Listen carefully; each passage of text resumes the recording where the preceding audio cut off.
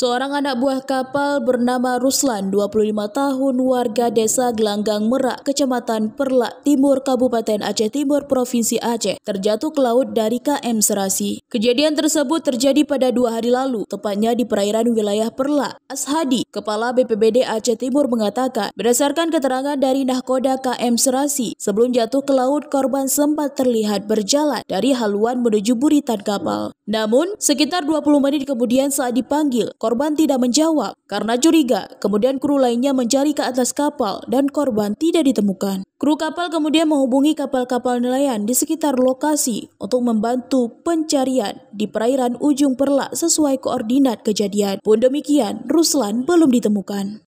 Kemarin sore langsung turun melakukan pencarian ke arah laut. Karena sampai tadi malam dan sampai sekarang belum ada informasi tentang ABK yang tenggelam tersebut. Biasanya kita sampai 3 hari kalau nggak ketemu kita kembali ke darat. Hentikan pencarian begitu ya? Kita hentikan pencarian. Nanti kalau kita melihat perkembangan selanjutnya lah bagaimana. Hingga saat ini tim gabungan yang terdiri dari personel Satpol Lairut, Polres Aceh Timur, Bernas Kota Langsa, dan BPBD Aceh Timur terus melakukan pencarian. Dari Aceh Timur, Romi Syaputra melaporkan untuk Puja TV.